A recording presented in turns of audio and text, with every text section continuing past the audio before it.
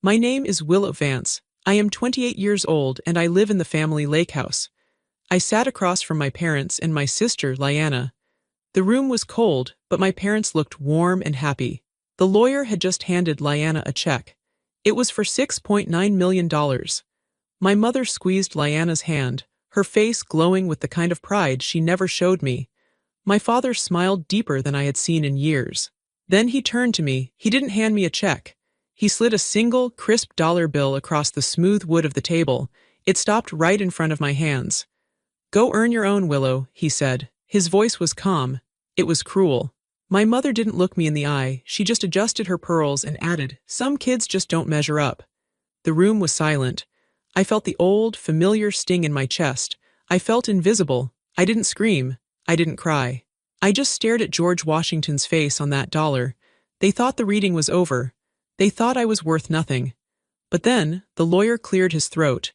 He reached into his leather bag and pulled out a thick, sealed envelope.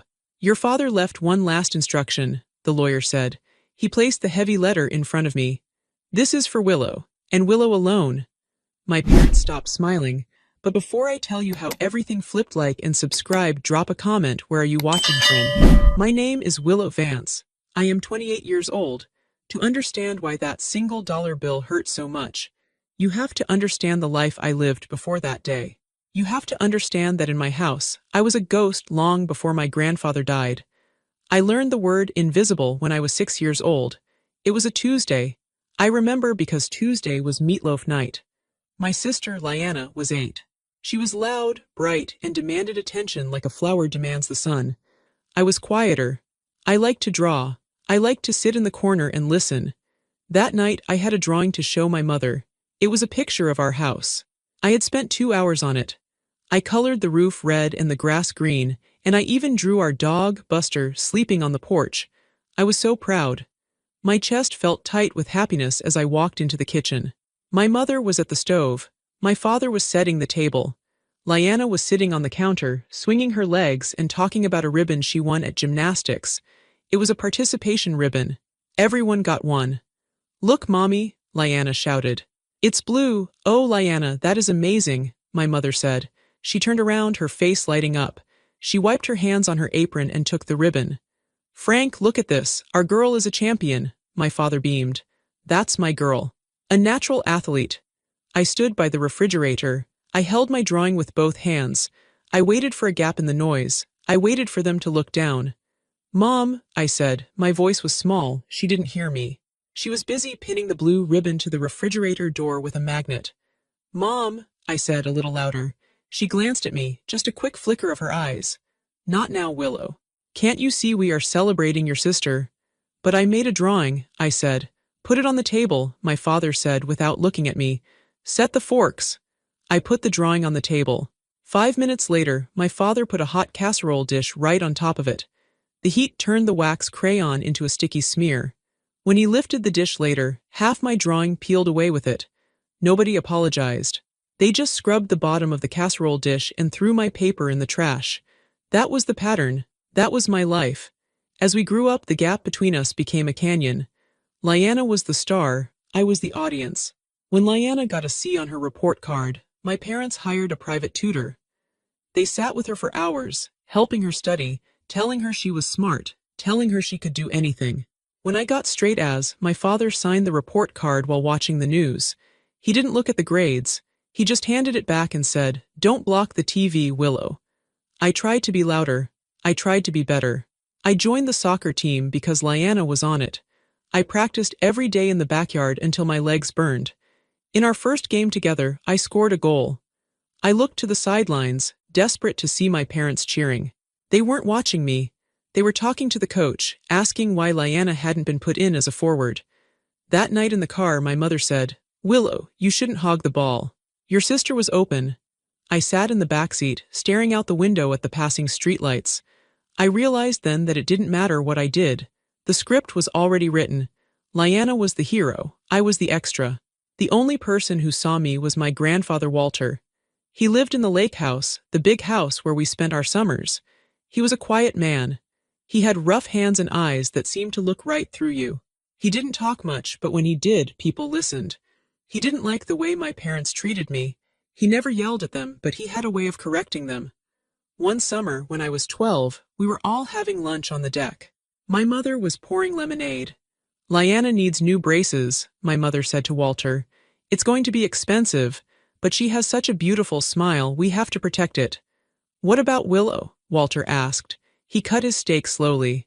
Willow, my mother laughed. It was a short, sharp sound.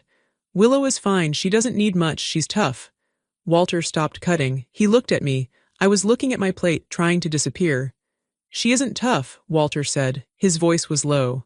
She is observant, there is a difference. My father chuckled. She's just quiet, Dad, doesn't have much to say. She has plenty to say, Walter said. You just don't listen. After lunch, Walter waved me over. Willow, come with me. I followed him down to the dock. The water was still. The sun was hot on my shoulders. He sat down on a wooden bench and patted the spot next to him. Do you know why I like fishing? He asked. Because it's quiet, I guessed. No, he said. Because you have to pay attention to what isn't happening. You have to watch the line. You have to feel the current. Most people just look at the surface. They see the shine. They see the splash. But the real truth is underneath. He looked at me then. His eyes were blue and sharp. Your parents, he said, they look at the surface. They see Lyanna's shine. They don't see the depth. But I see you, Willow. I see you watching. I see you thinking. They don't like me, I whispered. It was the first time I had said it out loud. Walter put a heavy hand on my shoulder.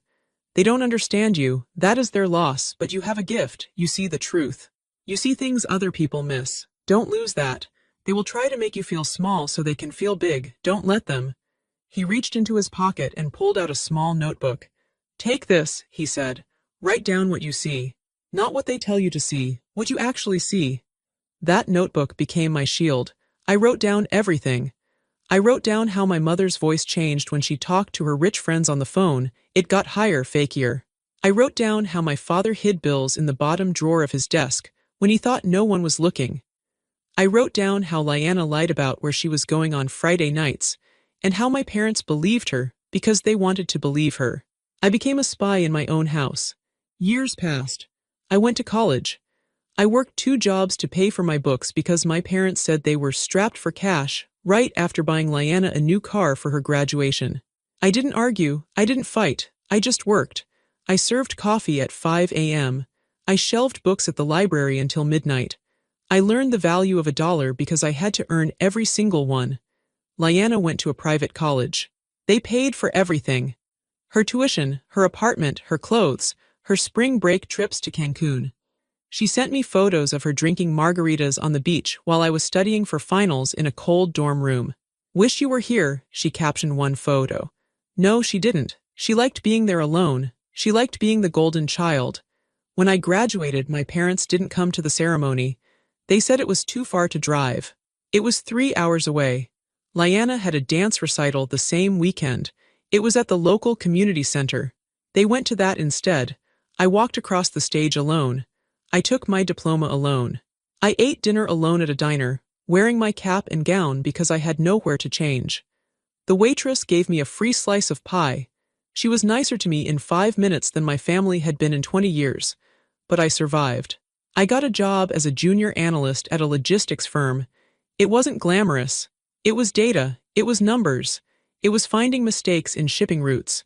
I was good at it. It was exactly what Walter had taught me. I looked for the patterns. I looked for the things that didn't add up. I kept in touch with Walter. He was getting old. His health was failing. But every time I visited the lake house, he would smile. How is the observer? He would ask. Still watching, I would say. Good, he would whisper. You'll need to watch closely soon. I didn't know what he meant then. I thought he was just talking about his health. I didn't know he was warning me. Then the call came. Walter had passed away in his sleep. I cried. I cried until my throat was raw. I wasn't crying for the money. I wasn't crying for the estate. I was crying because the only person in the world who knew my name, who really knew me, was gone.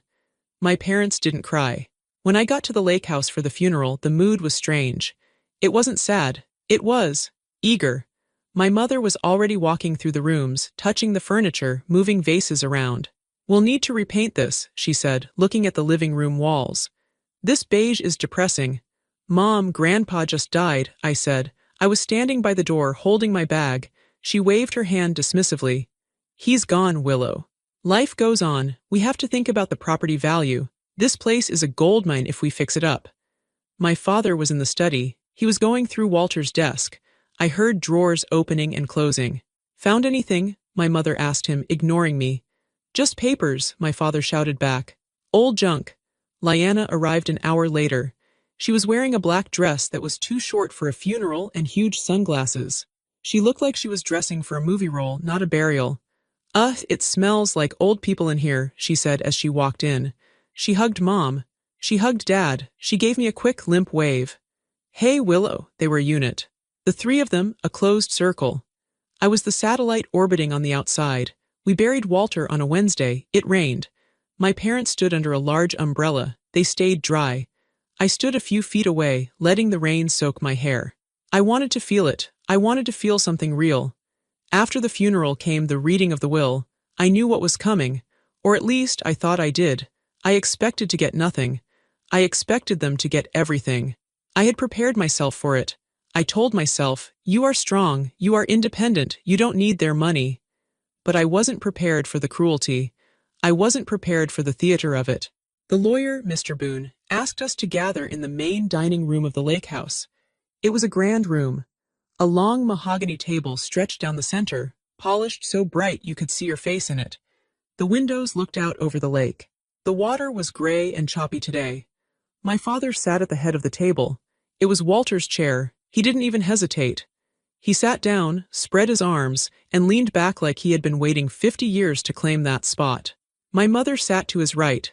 Lyanna sat next to her. I sat on the left side, alone. The empty chairs between me and the head of the table felt like miles of distance. Mr. Boone was an old man, almost as old as Walter. He had white hair and shaking hands, but his eyes were sharp. He didn't look at my parents. He didn't smile at Lyanna. He opened his briefcase slowly. We are here to read the last will and testament of Walter H. Vance, Mr. Boone said. His voice was scratchy but clear. My mother leaned forward. I could see the greed in her eyes. It wasn't subtle. It was hungry. She was practically vibrating. Let's get on with it, my father said. It's been a long week. Mr. Boone ignored him. He put on his reading glasses. He picked up a document bound in blue paper. Walter was a meticulous man, Mr. Boone said. He updated his will 3 weeks ago. My father froze. 3 weeks ago, I thought the will was from 2015. He made changes, Mr. Boone said. He was of sound mind. I witnessed it myself. My mother exchanged a nervous glance with my father. Lyanna was scrolling on her phone under the table. She didn't care. She knew she would be taken care of. She always was. First, Mr. Boone read, to my son Frank and his wife Clara. My parents straightened up. This was it. I leave the collection of antique rifles in the study and the 1965 Ford Mustang in the garage. However, the title to the lake house remains with the estate foundation until further notice. My father's face went red. What? The foundation? What foundation? This house is ours. The will is specific, Mr. Boone said calmly. You get the personal effects. You do not get the real estate. Not yet. My mother looked furious.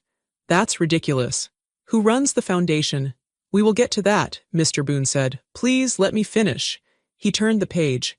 To my granddaughter Lyanna. Lyanna looked up from her phone. I leave the sum of $6.9 million. The room went dead silent. Then Lyanna squealed. What? Are you serious? $6.9 million, Mr. Boone repeated. He pulled a check from a folder and slid it across the table. Lyanna grabbed it. Her hands were shaking. Oh my God, Mom, look, my mother gasped. The anger about the house vanished instantly. She grabbed Lyanna's arm.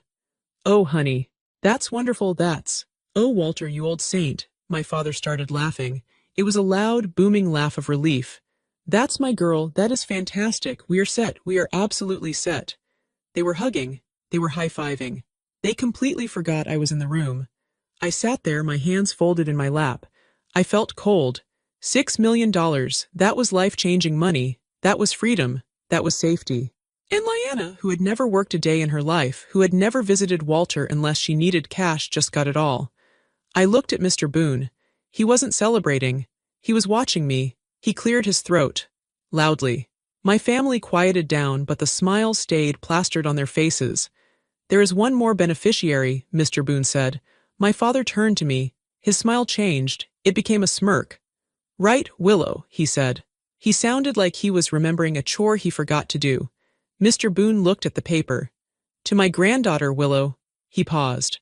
My mother leaned over to my father and whispered, loud enough for me to hear, probably enough to pay off her student loans. If she's lucky. To Willow, Mr. Boone continued, I leave the contents of my pockets at the time of my death. My father blinked. His pockets. Mr. Boone reached into a small manila envelope. He pulled out a $1 bill. It was wrinkled, it was old. He placed it on the table. He didn't slide it, he just set it down. My father stared at it. Then he started to laugh again. This time it was cruel, it was a bark of laughter. $1, he said. He left her $1. My mother covered her mouth, trying to hide a giggle, but her eyes were dancing with malice. Oh dear, well, it's symbolic, isn't it? My father reached out, took the $1, and slid it across the long table toward me. It spun on the wood and stopped right in front of my hands. Go earn your own, Willow, he said. I looked at the $1. I felt the blood draining from my face. I felt sick. Some kids just don't measure up, my mother added. She was petting Lyanna's hair. Lyanna was always his favorite, we knew that. It's okay, Willow, Lyanna said, clutching her multi-million-dollar check. I'll buy you lunch sometime, don't worry about it. They were enjoying this. They loved seeing me humiliated. They loved the confirmation that I was worth nothing. I wanted to flip the table. I wanted to scream at them. I wanted to tell them how I was the one who drove Walter to his doctor's appointments. I was the one who called him every Sunday.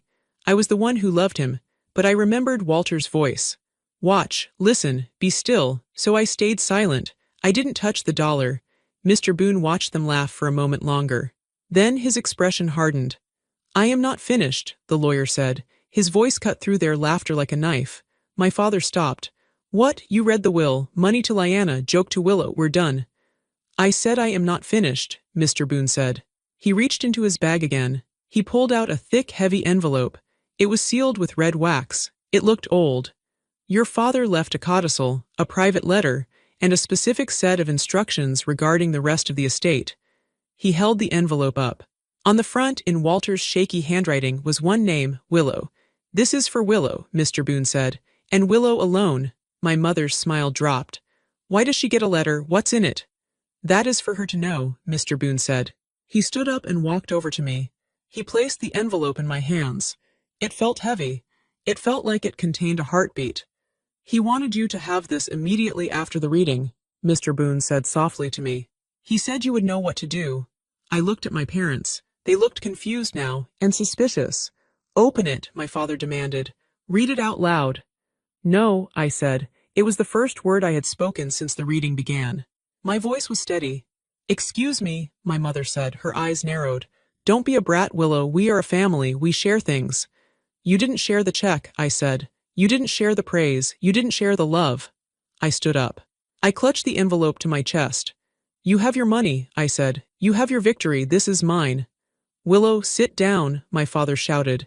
He stood up, his face flushing red. I am your father, and I am telling you to open that envelope. I looked at him. Really looked at him. I saw the fear behind his anger. He was afraid he had missed something. He was afraid he wasn't in control. No, I said again. I turned to Mr. Boone. Am I free to go? You are, Mr. Boone said. He gave me a small, barely visible nod. The proceedings are concluded for today. This is bullshit, Lyanna said. It's probably just a sentimental letter about how much he loved her. Let her have it. Yeah, my mother sneered. Go on, Willow. Go read your sad little letter. We have champagne to drink. You don't need much, my mother said, repeating that phrase she had used my whole life. So don't expect anything big in there. I looked at them one last time. The happy family, the rich family. Goodbye, I said. I turned and walked out of the room.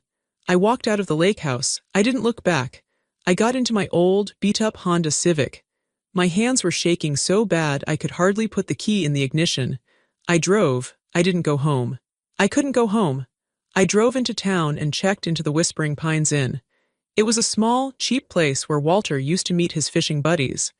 The lady at the front desk gave me a weird look. I was wearing my funeral black, but she gave me a room key. Room 4 billion. I went into the room. It smelled like pine cleaner and dust. I locked the door. I sat on the edge of the bed. I placed the envelope on the cheap bedspread. My heart was pounding in my throat. I picked up the letter opener from the desk. I slid it under the wax seal. I opened it. Inside, there was no check. There was no deed to a house. There were three things. First, a small silver key. It looked like it belonged to a filing cabinet or a safe box. Second, a piece of paper with a string of numbers. They looked like coordinates, or maybe a bank account, but they were mixed with letters. 88J-20L-14. Third, a handwritten note. I picked up the note. I recognized the handwriting instantly. It was Walter's. My dearest Willow, if you are reading this, they have treated you exactly as I expected. They took the easy money. They took the shine. They left you the scraps. Good, because the money is a distraction. The money is the surface. You and I know the truth is always underneath. I cannot give you your inheritance. You have to take it. You have to find it. And to do that, you have to see what they have been hiding. The key opens the cabinet in the boathouse. You know the one. The numbers are the map. Start where the truth was first bent. Trust your eyes, Willow. Trust the silence. This is not a gift. This is a mission. Love, Grandpa. I sat there for a long time. The room was quiet. This wasn't just a goodbye. This was a job. My parents thought they had one. They thought they had $6.9 million and a lake house. They thought I had $1 and a broken heart. I looked at the key in my hand. It was cold and hard. They were wrong. I didn't have an inheritance. I had a weapon. I didn't sleep that night. I couldn't. The letter lay on the nightstand next to the key. Every time I looked at it, I felt a surge of electricity. My grandfather hadn't left me behind. He had deputized me. I spent the night staring at the ceiling, thinking about the past 10 years. Thinking about my father's business trips that he never talked about. Thinking about my mother's sudden spending sprees. Thinking about how the lake house always seemed to have construction crews working on things that never looked different. Start where the truth was first bent. What did that mean? By morning, I had a plan. I wasn't going to go back to the main house. I wasn't going to confront them, not yet. I showered and put on jeans and a sweater. I tied my hair back. I looked in the mirror. My eyes looked tired, but they looked different. They looked sharp. I waited until 9 a.m. I knew my family. They would be sleeping in. They would be hungover from their champagne celebration. They would be lazy. I drove back to the lake property, but I didn't go to the main driveway. I parked down the road, near the old service entrance that the gardeners used. It was overgrown with weeds, but I could squeeze through the gate. I walked through the woods. The air was crisp. The leaves crunched under my boots. I moved quietly. I had spent my whole childhood learning how to move without making a sound so I wouldn't disturb my mother's headaches or my father's calls. I reached the edge of the property. The main house was huge and white on the hill. I could see Lyanna's car in the driveway. I didn't go up the hill. I went down to the water, to the boathouse. It was an old wooden structure, paint peeling, sitting half in and half out of the water. It smelled like gasoline and wet wood. My parents hated this place. They called it an eyesore. They wanted to tear it down and build a party deck. But Walter loved it. It was his sanctuary. I slipped inside. It was dark. Shadows danced on the walls from the water reflecting through the floorboards. I went to the back corner. There was an old metal workbench covered in grease and fishing lures. Underneath it was a gray metal cabinet. It was rusted. It looked like junk. My father would have walked past it 1,000 times. He would have seen rust. I saw the lock. I took the silver key from my pocket. My hand trembled slightly as I inserted it. It fit perfectly. Click. I pulled the door open. It wasn't empty. It wasn't full of fishing gear. It was full of binders. Thick black binders. And a stack of hard drives. I pulled the first binder out. It was labeled Household Expenses 2018-2023. I opened it. It wasn't grocery bills. It was invoices. Invoices from companies I had never heard of. Red River Consulting, Summit View Holdings, Blue Heron Logistics. I flipped through the pages. The amounts were staggering. $15,000 a month for consulting. $20,000 for structural repairs that I knew never happened. $50,000 for legal retainers. And at the bottom of every invoice, there was a signature approving the payment. It wasn't Walter's signature. It was my father's. I felt a chill run down my spine. My father didn't have the authority to sign these. Walter controlled the money. Walter signed the checks. Unless, I pulled out another binder. Medical proxy. I opened it. There were emails. Printed emails between my father and a doctor I didn't recognize. Email from Frank to Dr. S. He's having bad days. He doesn't remember much. I think it's time we activate the clause. I need to take over the accounts to pay his bills. Email from Dr. S. As discussed, if you can provide the affidavit of incompetence, the power of attorney triggers. I froze. Walter wasn't incompetent. He was sharp until the day he died. He played chess. He did the crossword. He remembered my birthday when my own parents forgot. My father had lied. He had told the doctors Walter was losing his mind so he could get control of the money early. I sat down on the dusty floor. The binder felt heavy in my lap. This wasn't just favoritism. This wasn't just my parents liking Lyanna more. This was theft. This was elder abuse. My parents had been stealing from Walter for years. They were draining his accounts into these shell companies. I looked at the pile of documents. Start where the truth was first bent. The truth was bent when they convinced the world my grandfather was weak so they could rob him blind. I realized then why they gave me the dollar. Why they wanted me gone. It wasn't just because they didn't love me. It was because I was the only one smart enough to figure this out. If I had been close to the money, if I had been involved in the estate, I would have seen the discrepancies. I was an analyst. This was my job, so they pushed me away. They made me the outcast. They made me the villain so no one would believe me if I spoke up. I felt a fire start in my belly. It wasn't the hot, flashy anger of a tantrum. It was the cold, blue flame of determination. I packed the binders into my backpack.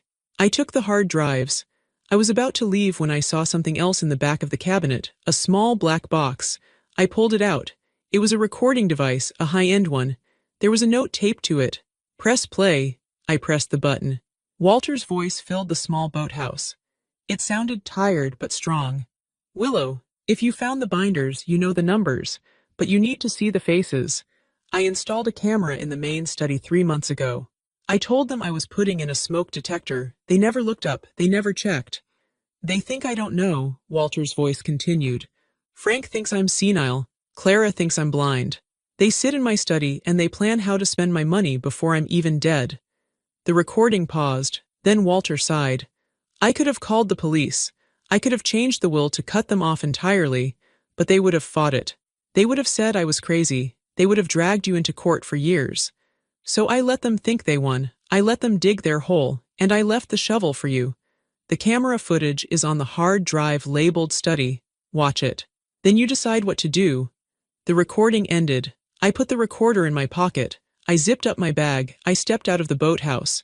The sun was higher now. The lake was sparkling. Up on the hill, I saw my father walk out onto the balcony. He was holding a coffee cup. He stretched his arms, looking out over the water, looking like the king of the world.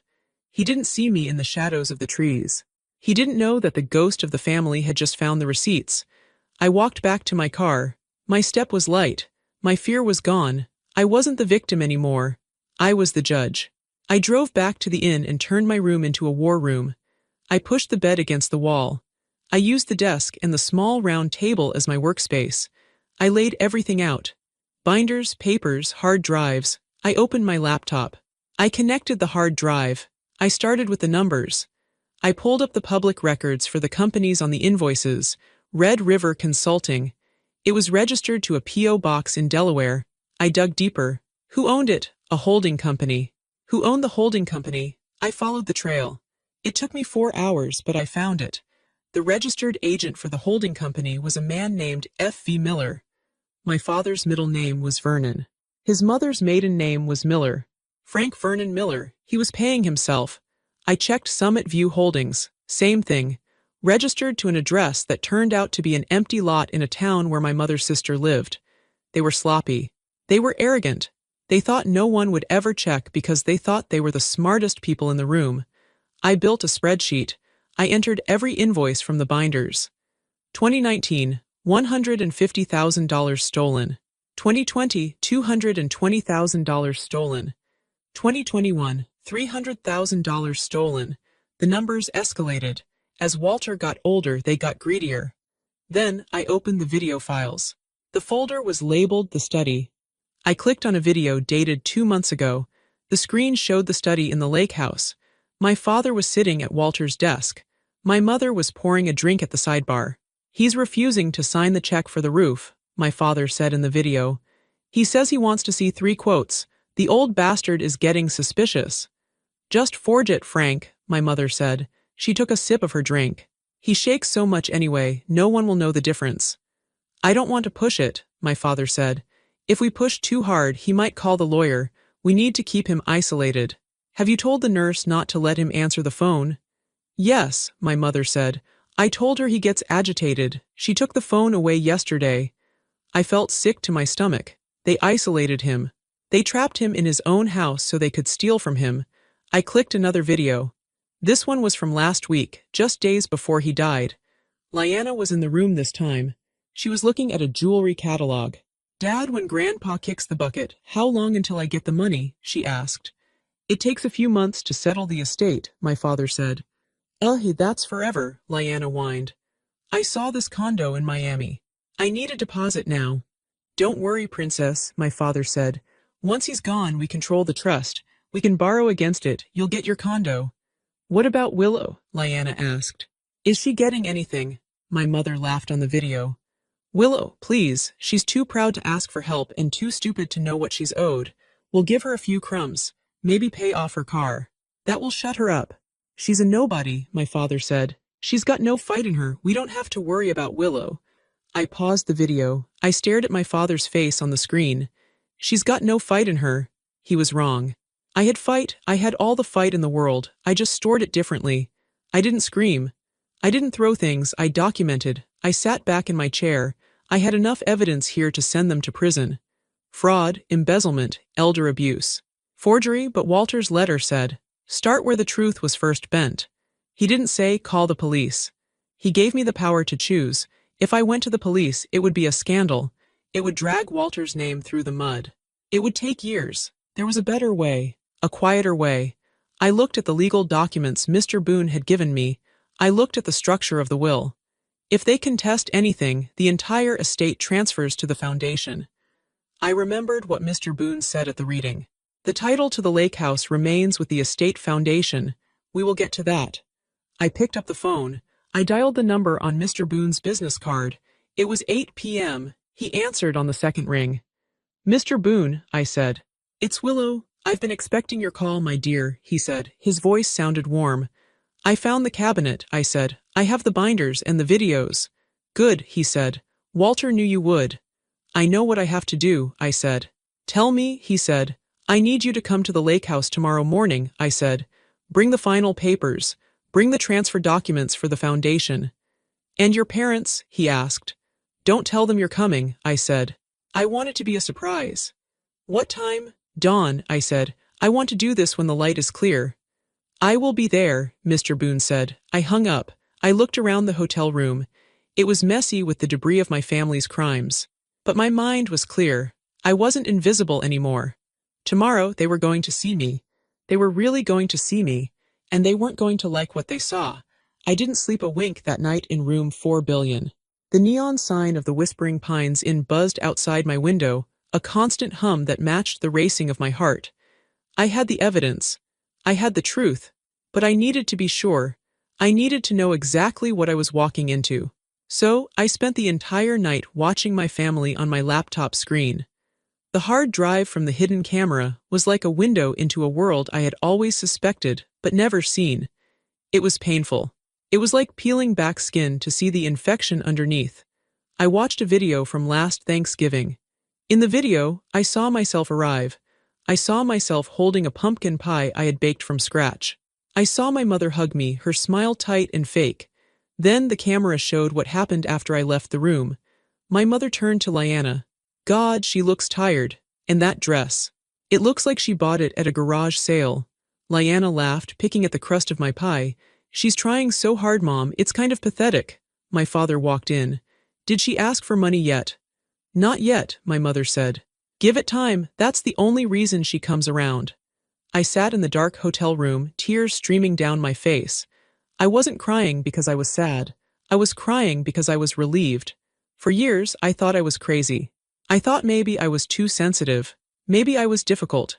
They had gaslit me for so long, making me believe that their coldness was my fault. But the camera didn't lie. The camera showed the truth. They didn't hate me because I was bad. They hated me because I was inconvenient. They hated me because I wasn't like them. I wiped my face. I was done crying. I opened the financial binders again. I needed to understand the mechanics of their theft. I found a folder labeled Project Lakeview.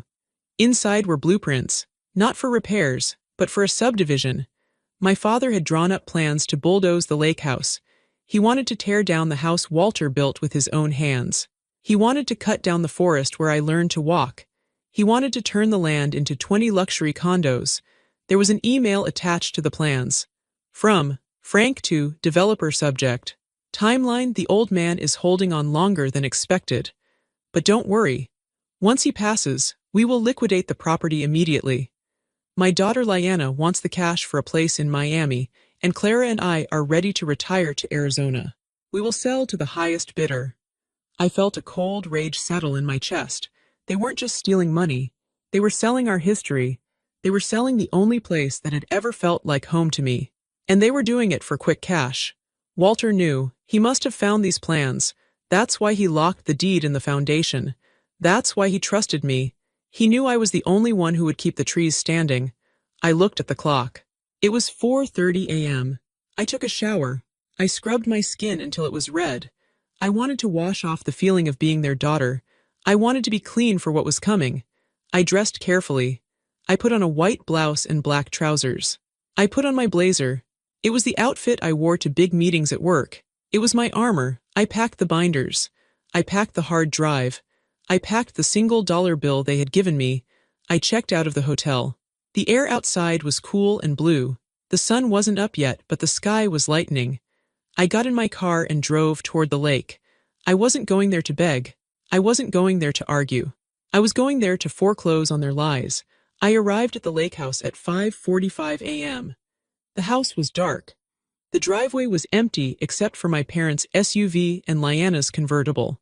I parked my car right in the center of the driveway. I blocked them in. I walked up the front steps. I used my key to open the front door. The house was silent. It smelled of stale champagne and expensive perfume. I walked into the dining room. The long table was still covered in the mess from yesterday. Empty glasses, napkins, the blue folder of the will. I cleared the head of the table. I moved my father's dirty glass. I moved the chair. I set up my laptop at the head of the table. I connected it to the large TV screen mounted on the wall. I placed the binders in a neat stack next to me. I placed the silver key on top of the stack. Then I went to the kitchen and made coffee. I made it strong. The smell filled the house. I poured 4 cups. I sat at the head of the table, Walter's seat, and I waited.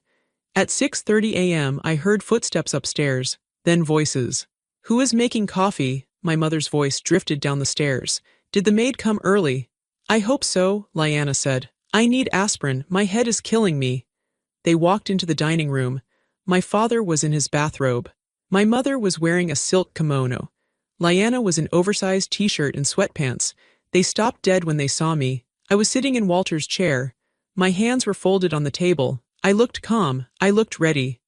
"Willow," my father said. His voice was thick with sleep and confusion. "What the hell are you doing here? How did you get in?" "I used my key," I said. My voice was steady. "Sit down." "Excuse me," my mother said, tightening her robe. "You don't tell us what to do. Get out of that chair. That is your father's chair now." "No," I said. "It isn't. Sit down." There was something in my voice they hadn't heard before. It wasn't the voice of the daughter who begged for attention. It was the voice of the woman who held the cards. They hesitated. Then, looking confused and annoyed, they pulled out chairs. They didn't sit close to me. They sat at the far end, huddled together like they were cold. "This better be good," Lyanna muttered. "I have a flight to catch at noon." "You're not going to make that flight," I said. "What is this about, Willow?" my father snapped. "Is this about the dollar? Look, if you need money, just ask. We can write you a check for 5,000. Just stop this drama." "I don't want your money," I said. "I want you to watch something." I pressed the spacebar on my laptop. The big TV on the wall flickered to life. The video started playing. It was the one from the study, dated 3 days before Walter died. On the screen, my father was pacing the room. If he doesn't die soon, we're in trouble, the video Frank said. The auditors are asking questions about the Red River account. I moved another 50 grand yesterday, but I can't keep covering it up. Just relax, the video mother said. He's weak, he won't last the week. Once he's gone, we burn the records. No one will ever know. In the dining room, the color drained from my father's face. He looked like he had been punched in the stomach. My mother gasped, her hand flying to her throat. Turn it off, my father shouted. He stood up. Where did you get that? That's illegal. That's a private conversation. It's a recording made by the owner of the house in his own home, I said. It's perfectly legal, and there are hours of it. I didn't turn it off. I let it play. On the screen, Lyanna walked in. Dad, did you transfer the tuition money? The school is saying the check bounced. I'm moving money from his medical trust, video Frank said. Just wait a day. In the dining room, Lyanna looked at her father. You stole my tuition money from Grandpa's medical fund. Shut up, Lyanna, my father hissed. He was sweating now. I paused the video. The room was deadly silent.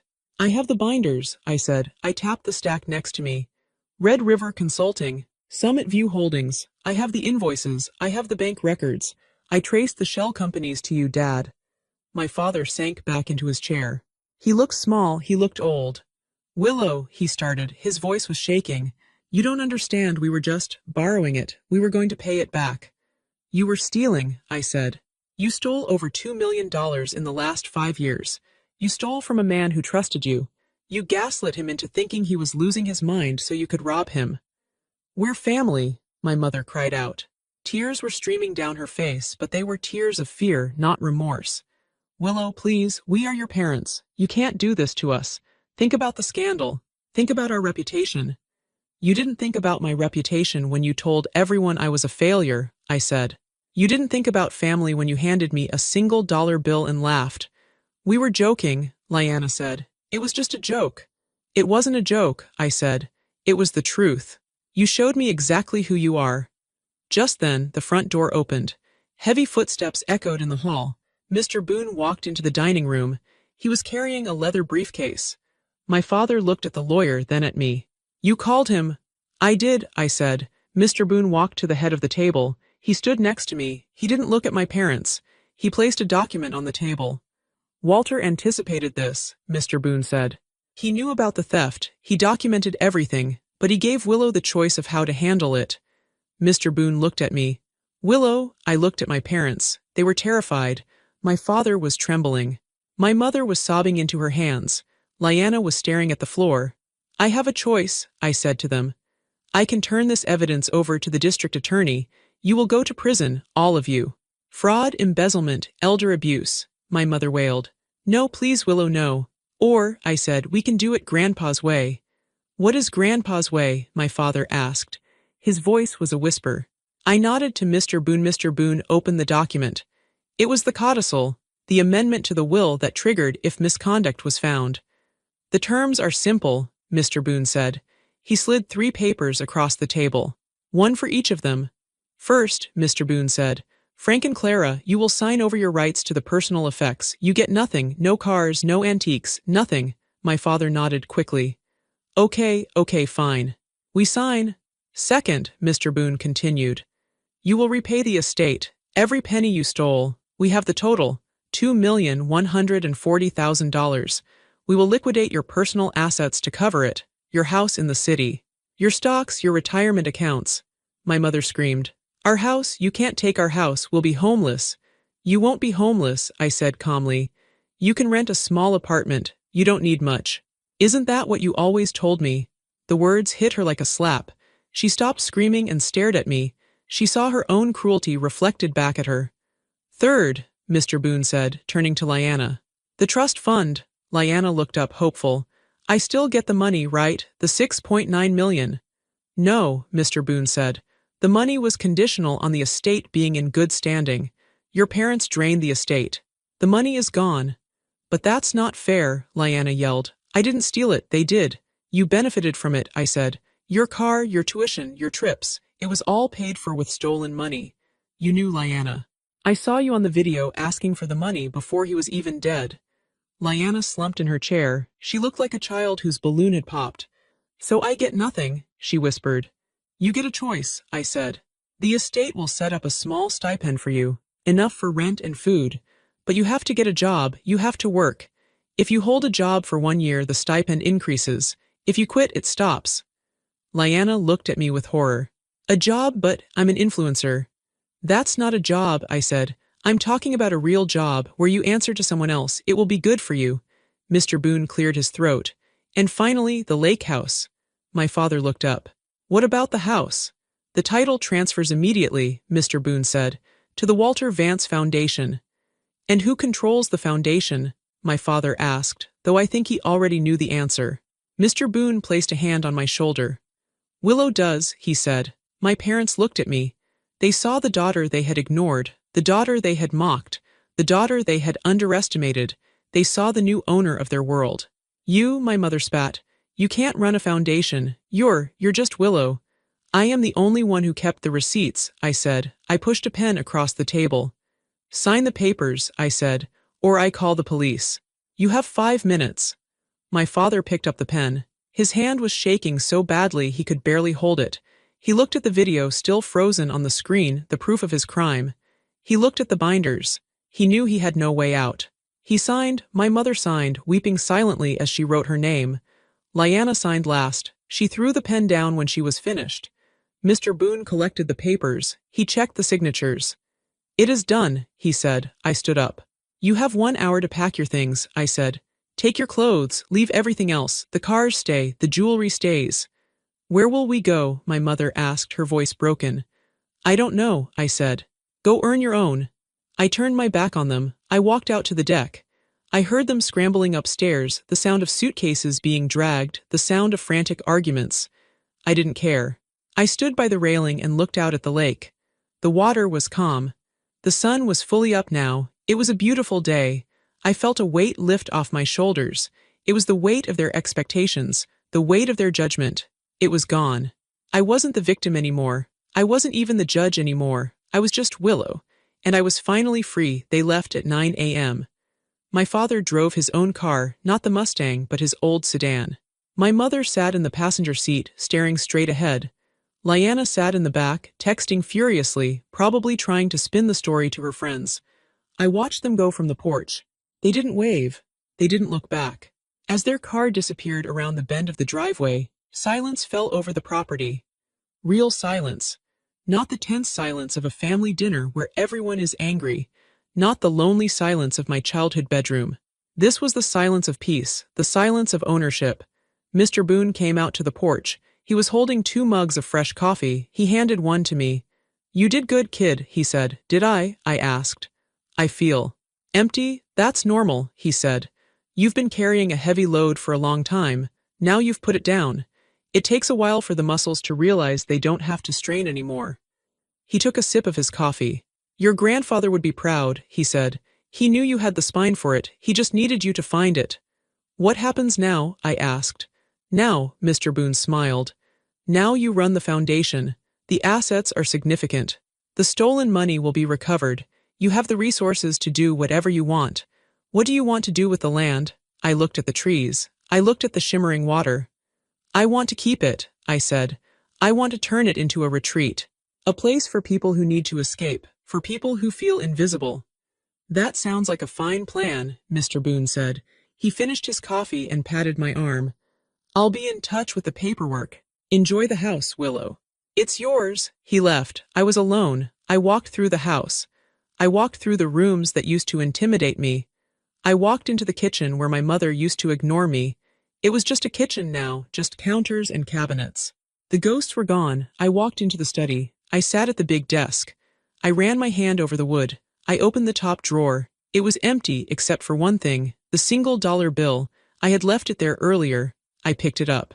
I looked at George Washington. I didn't hate the dollar anymore. It wasn't an insult. It was a trophy. I took a picture frame from the shelf, a picture of my parents that I removed and threw in the trash. I put the dollar bill in the frame. I set it on the desk. It was my reminder, a reminder of what I was worth to them and what I was capable of doing despite them. I went down to the dock.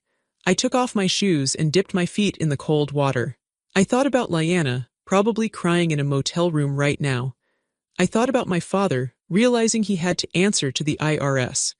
I thought about my mother, realizing she had no audience left. I didn't feel happy about their pain. I wasn't sadistic, but I felt a deep, abiding sense of justice. The balance had been restored. The truth had been leveled. I laid back on the wooden dock and looked up at the sky.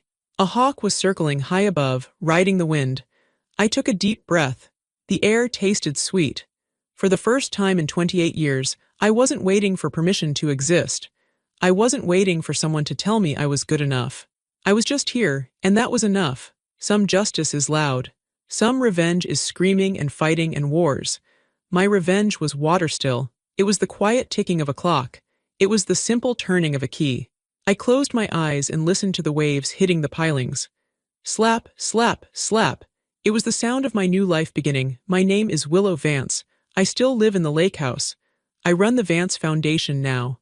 We support art programs for underprivileged kids, kids who have talent but no one to watch them. My parents, I hear from them occasionally. They send emails. Sometimes they ask for money. I don't reply. I file them in a folder labeled Past. Lyanna is working as a receptionist at a dental office. She hates it, but she's keeping the job. Maybe there's hope for her yet. I didn't destroy my family. I didn't ruin their lives. I simply held up a mirror and let them see themselves. They ruined their own lives when they decided that greed was more important than love. I learned something important through all of this. If you are the one in the corner, if you are the one they talk over, if you are the one they treat like furniture, do not disappear. Watch, listen, keep your receipts. Because the people who shine the brightest often cast the darkest shadows, and sooner or later they will slip. When they do, you don't need to yell. You don't need to make a scene. You just need to be ready to step into the light. My grandfather left me $1 and a truth. The dollar is framed on my desk. The truth is written in my heart. Value yourself. Because if you don't, they will set the price for you, and they will always set it too low. So to all the invisible ones out there, stay quiet, stay sharp, and when your moment comes, don't blink.